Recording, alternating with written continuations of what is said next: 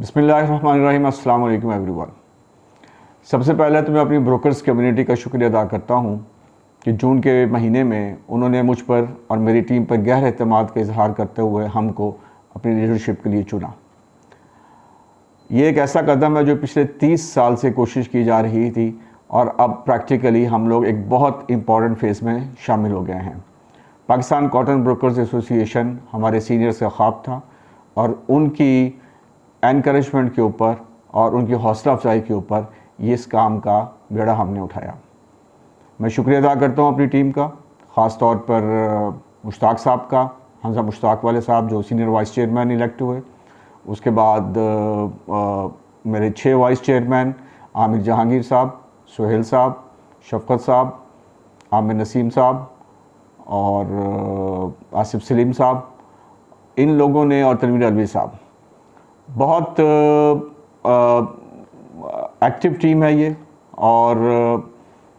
इसका इजहार ये है कि इस वक्त तकरीबन 68 मेन स्ट्रीम ब्रोकर्स जो हैं वो पाकिस्तान कॉटन ब्रोकर्स एसोसिएशन में रजिस्टर हो चुके हैं। जैसे ही हमारी ये टीम इलेक्ट हुई तो हम इसके फ़ौरन बाद हमने मुख्तलिफ कॉटन रिलेटेड इंस्टीट्यूशन के साथ रब्ता किया, जिसमें मैं बहुत मशकूर हूँ आतिफ दादा साहब KCA चेयरमैन,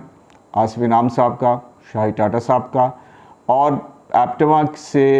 जिस बायर से भी मेरी बात हुई है उन सब ने बहुत एनकरेजमेंट किया और उन्होंने कहा जी ये वक्त की बहुत ज़रूरत है कि Pakistan cotton broker association fall किरदार अदा करे कॉटन ट्रेड के अंदर। मैं बहुत ज़्यादा मशकूर हूँ अपने इंजीनियरिंग सेक्टर का, डॉक्टर जैसुमल साहब का, और ख़ास तौर पर मैं मशकूर हूँ हाजी अकरम साहब का और मियां ताला सुहेल साहब का कि इन्होंने पूरे कॉन्फिडेंस का मुजाहरा करते हुए मुझे, बल्कि हाजी अकरम साहब के साथ जो भी हाल ही में मीटिंग हुई है PCG हाउस में, और उन्होंने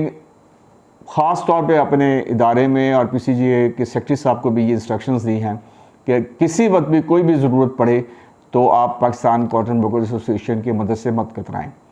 और साथ में उन्होंने आर्बिट्रेशन का पॉइंट उठाया कि हम आपकी पूरी मदद करेंगे और कहीं भी आर्बिट्रेशन का इशू आएगा। एक बहुत मैं हमेशा कहता हूं कि पाकिस्तान कॉटन ब्रोकर एसोसिएशन बनाना आसान है, चलाना इससे बहुत मुश्किल है।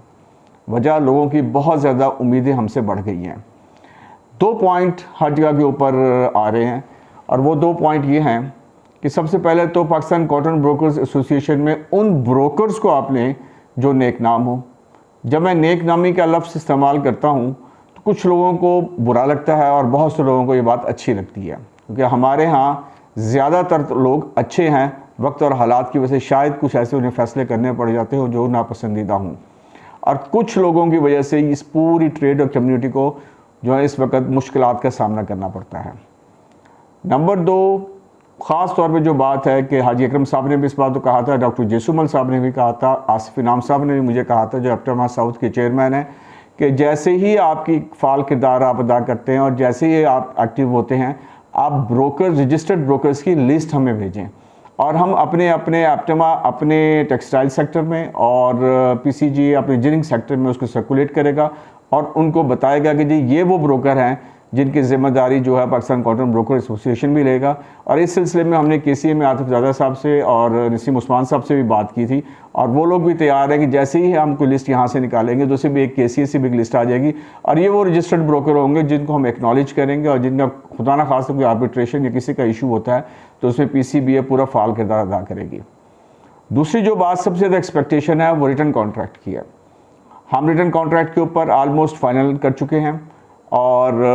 गालिबन इस हफ्ते के अंदर हम उसको KCA में भी भेज देंगे। और सबसे पहले वो फाउंडर मेंबर्स जो तकरीबन हमारे 25 से 30 मेंबर्स हैं फाउंडर, ये वो सब सीनियर ब्रोकर हैं, हम उनसे रिक्वेस्ट करेंगे कि वो अपने क्लाइंट्स बोथ जो टेक्सटाइल सेक्टर में हैं और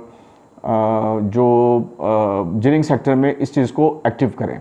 मेरे ख्याल में इतना मुश्किल नहीं होगा, थोड़ा सा मुश्किल ज़रूर आएगा कि लोगों को आदत नहीं है। ख़ासतौर पे हमारा इंजीनियरिंग सेक्टर जो है वो सिर्फ आवाज़ के ऊपर चलता है, रिटर्न कॉन्ट्रैक्ट के ऊपर नहीं चलता। थोड़ा सा हमें टाइम लगेगा लोगों को इस चीज़ को हैबिचुअल करते हुए, लोगों को ये बताते हुए कि ये बहुत ज़रूरी है ट्रेड को मुनज़्ज़म करने के लिए। सरफराज नाज़िम साहब ने बहुत इनकरेज किया और ख़ास तौर पे उन्होंने कहा कि जी हमें उम्मीद है कि ये जो हमारा इदारा है पाकिस्तान कॉटन ब्रोकर्स एसोसिएशन, ये आने वाले वक्त में हमारे जो दो मेन पिलर हैं एप्टिमा और PCGA, इन दोनों को मिलाएगा और जो थोड़ी बहुत कम्युनिकेशन गैप है उसको ख़त्म करेगा। मेरी अपनी ब्रोकर्स कम्युनिटी से दरख्वास्त है कि आप अपने इदारे के ऊपर पूरा एतमाद रखें, पूरा कॉन्फिडेंस रखें, पूरा यकीन रखें। हम आपके मफादात को कहीं भी नुकसान नहीं पहुंचने देंगे, लेकिन उसके लिए ज़्यादा ज़रूरी है कि आप लोग भी उस मुनज़्ज़म और उस ऑर्गेनाइज्ड मैनर में काम करें जिसको हम PCBA जो ज़ाब्ता अखलाक बनाएगा, और उस ज़ाब्ता अखलाक के मुताबिक आप अपने आप को उस पूरे सिस्टम और पूरी ट्रेड को लेके चलें।